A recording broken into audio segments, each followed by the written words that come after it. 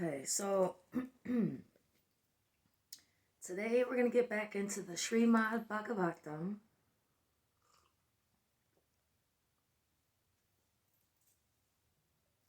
Beautiful cover. That's baby Krishna. And last time, it wasn't until after I was done with the video, there was a word. It was avidya. And then I remembered, after the video, I remembered vidya means knowledge.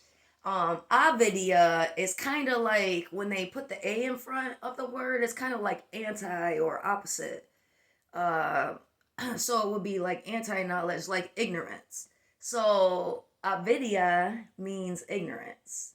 Also, there was a video, I think it was my first video I did, and I was thinking that I remembered Isaiah meant laughter, but I'm like, no, something ain't right about that. Sure enough, yeah, it's Isaac. I remembered that after the video. It's Isaac that means laughter, and Isaiah actually means God is salvation. So that's beautiful. That's my nephew's name. And then I'm trying to think if there was any. I think that was about it as to what I needed to look up or to remember. Okay, so we left off with chapters 4, 5. Hold on, I don't have it marked, but I can tell how far I read.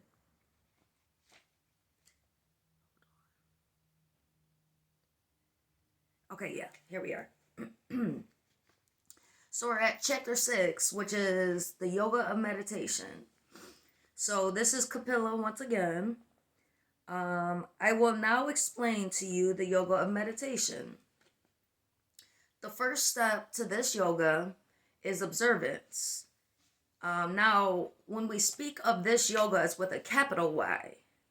You see the importance. I love like Hindu scripture because, as you read, that becomes apparent. When something is capitalized, it's the highest, like the highest form, or it's related directly to God, like the highest form of God, the one God, not God's small g gods. It's capital G. God is the one God, the all-pervading, all-encapsulating God. Okay, so let's get back to this. So I will now explain to you the yoga, capital Y, of meditation. The first step to this yoga is observance of the moral precepts, which must be obeyed by all. These are, I know that sounds a little scary, but we'll continue to read. These are, do your duties faithfully, no matter how lowly your condition in life. I'm going to read that again. So the first step to this yoga is observance of the moral precepts, which must be obeyed by all. These are, do your duties faithfully, no matter how lowly your condition in life. And there's many that we have seen in lowly conditions of life, but they not only endure, but they enjoy, and they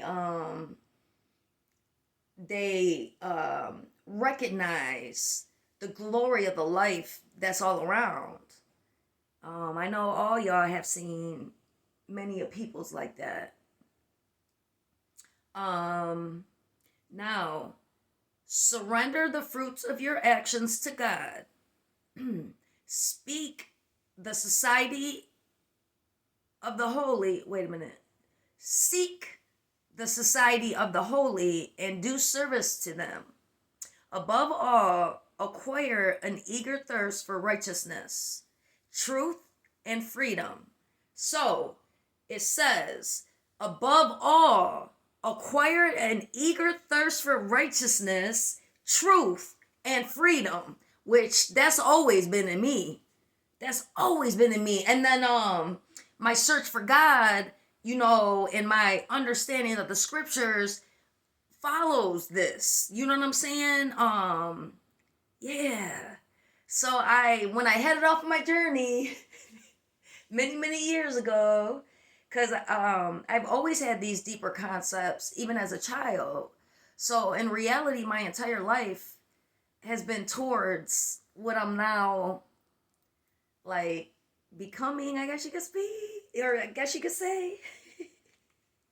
I know I'm corny, y'all, but it's all right. um, so yes, above all, acquire an eager thirst for righteousness, truth, and freedom. That's how we attain moksha, which is the ultimate freedom. Practice moderation in your appetites. Wow, that's crazy too, because the way my appetite, my physical appetite is, I'm gotten to the point like I've lost so much weight, right? But it's not a non-healthy losing of weight. I've been in these scriptures. Sorry about the lighting. I'm seeing I look a little blurred, but I've been in these scriptures, man, and I've been in nature. Like the entire spring, summer, I've been outside every day. You know, I do my scripture thing outside. I've just brought it inside because it's easier for me to do it on the video. And I know that it is important for me to get it out there. So it's just easier for me to do the video. Plus, you're not hearing all the, you know, when my neighbors get to being loud or all that other stuff. But I will be doing some provoctions outside as well. But this has been my comfortable space as of yet. All right, let's get back to the scripture. Less about myself, more into the scripture. Okay. Practice moderation in your appetites. Oh yeah, sorry, I got to bring it back to myself. But I have naturally, my appetite's changed. I do Juice Plus. I started actually with Herbalife teas, and that kept my metabolism going like 24/7, and that's really what started like the weight loss stuff. And then my energy was up, my mental energy was up, and my spiritual energy. To be honest, that's what helped me really overcome depression finally.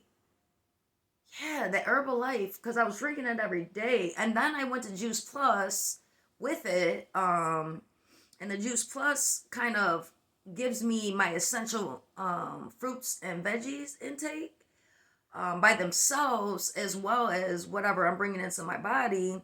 And now, and that made me stop having cravings, like unhealthy cravings, like sweet and salty. I crave sweet and salty, right? All of a sudden my body was like satisfied.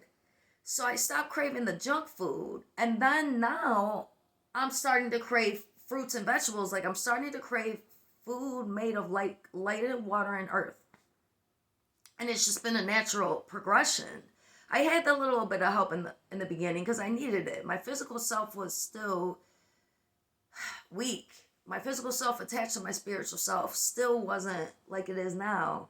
And then now I have a different type of appetite. Like I don't need a lot of food to sustain my body. Okay, let's get back into the scripture. So practice moderation in your appetites. Now that goes for the physical appetite. However, that goes towards every type of appetite, because you know we have an appetite, you know, lust, greed, you know, all those basic sins. Those are appetites. Yeah. Okay.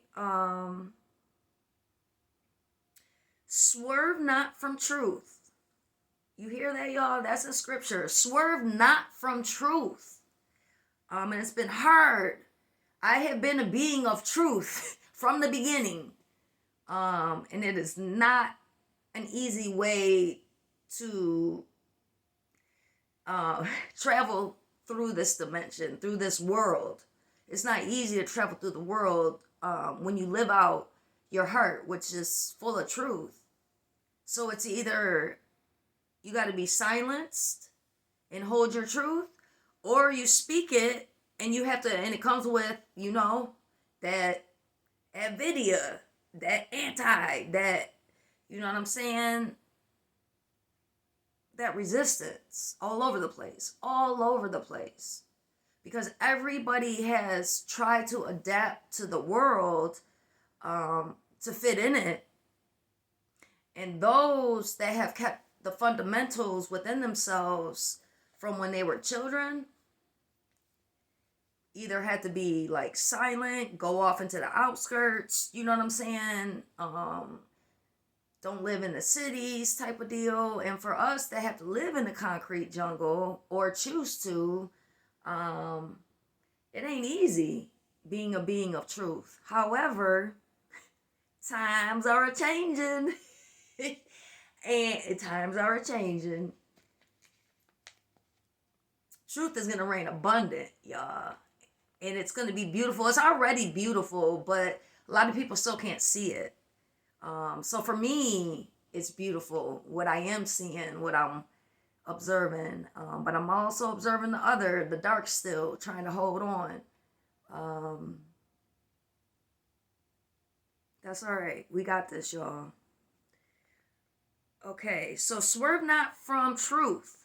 Covet not the wealth of another. That's important too. Right, that's important. Because we've all done that too. We've all done that. I know I've done it. You see another, you see what they have or the type of relationships or relations that they have, and you are jealous of it. That's what it ends up being. That's what covetousness is. Jealousy. And I was jealous many a years.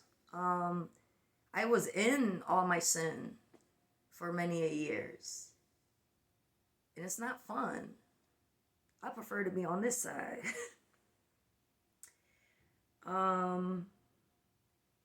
Accept only enough for your daily needs. And that's important too. And I think we're all starting to come into that as well. Because we're coming out of hoarding. Because we came from lack, constant lack. So you start to hoard. When you get a little something, you like, oh, I need this. And then you hoarder. And then all of a sudden, it starts to translate in your spiritual world. And then it becomes a constant battle. And you don't realize that the hoarding is a big part of it.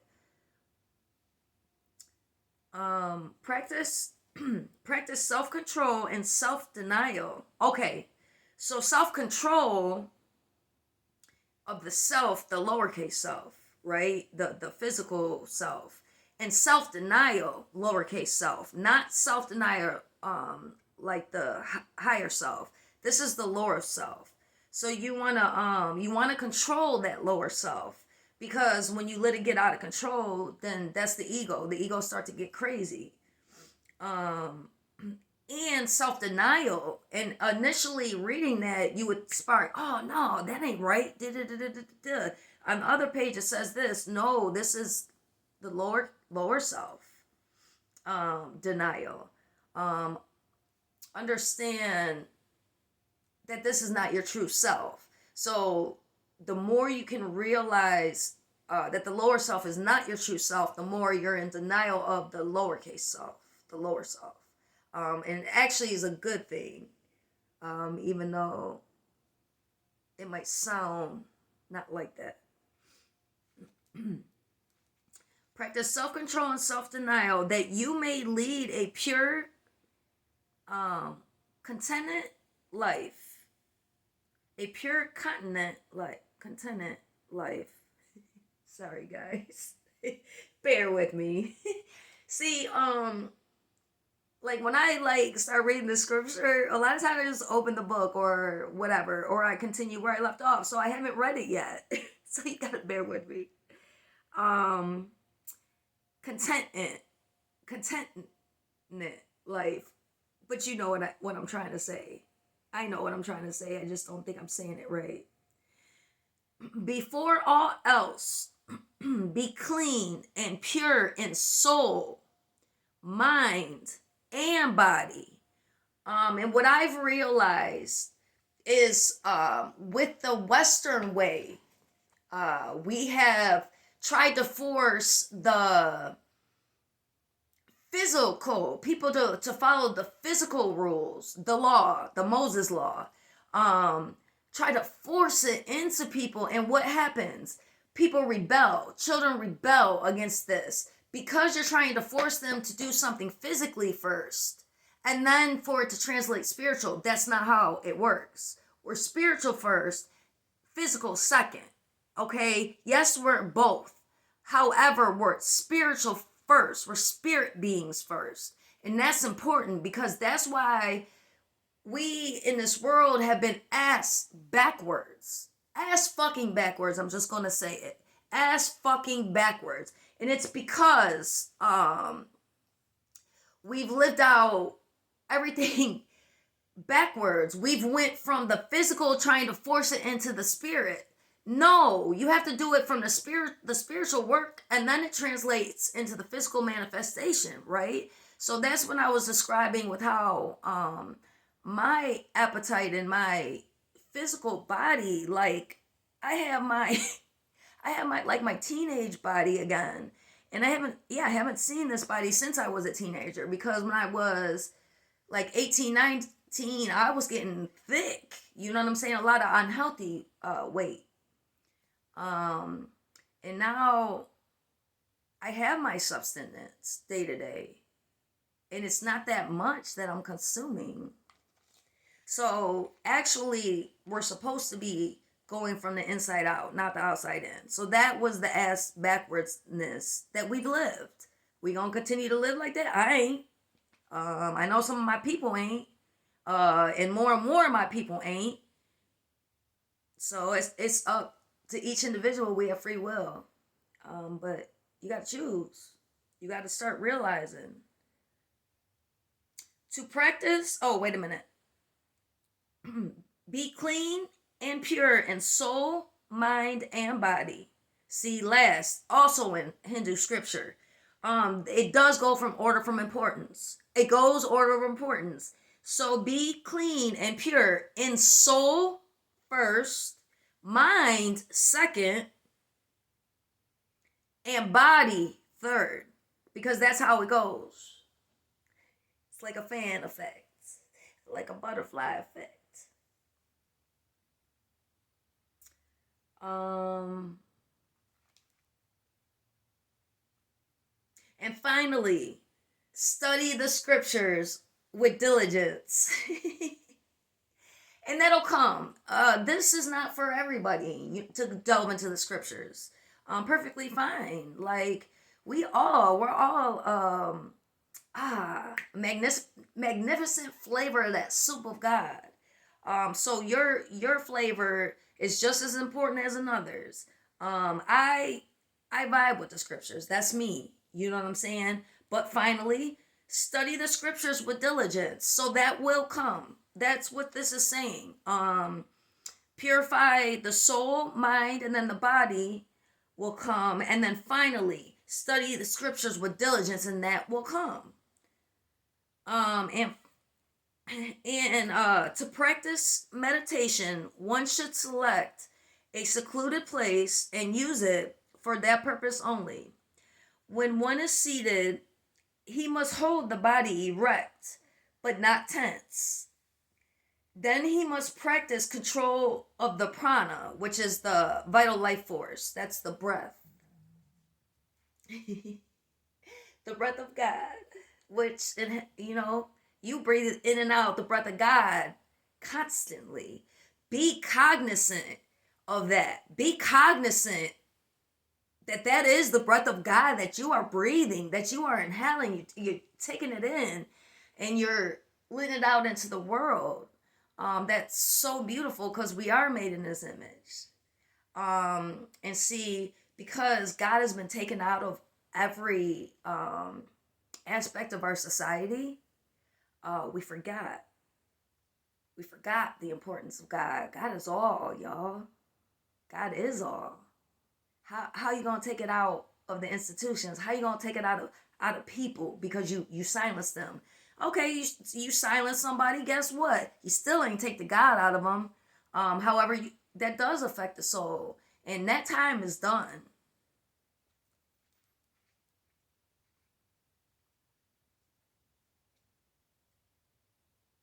To practice meditation, one should select a secluded place and use it for that purpose only. When one is seated, he must hold the body erect, but not tense. Then he must practice control of the prana with the help of breathing exercises. The mind must then be gathered into itself. Okay, the mind must be gathered into itself and not permitted to dwell on external objects. So the best way, my priest Kiranji,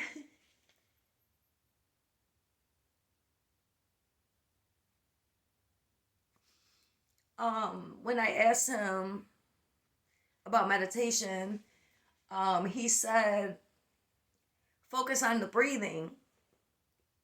And so that always stuck with me. I mean, that's all he told me. Like, it's like I wanted more out of him, but that's really all that needed to be said. Focus on your breathing, because what happens is your mind does go bing, bing, bing, bing, and then all of a sudden, a lot of times it like falls into a dark spot, and then that starts to spiral you downwards. But when you're trying to meditate, just focusing on the breathing, like your mind will go like this, and then you all of a sudden realize, like, dang, my mind's going again. Well, just bring it back to the breathing. Don't beat yourself up. Just bring it back to the breathing. So always you can bring it back to the breathing.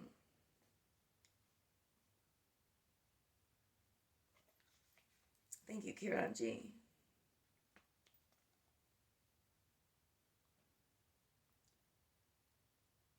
Okay.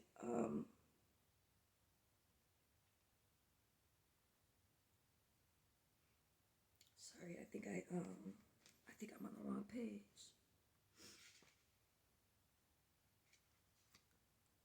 Okay, here we go.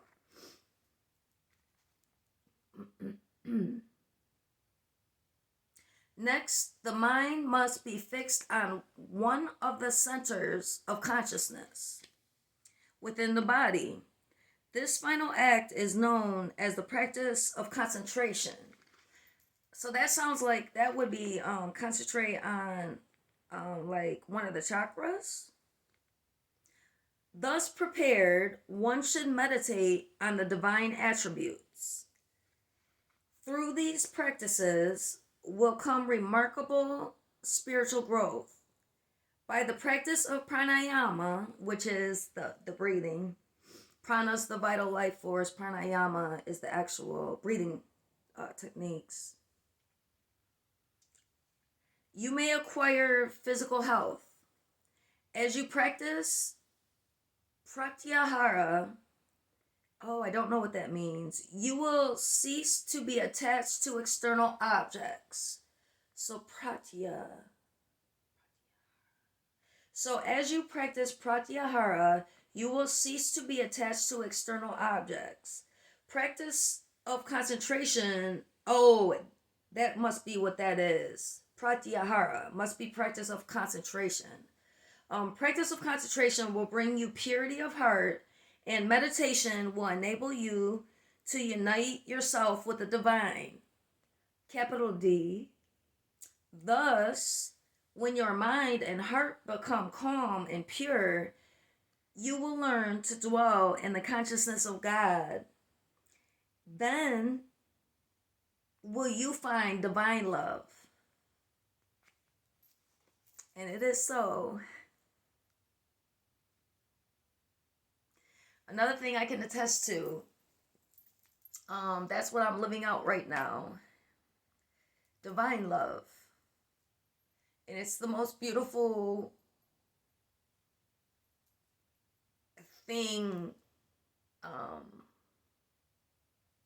probably of human existence.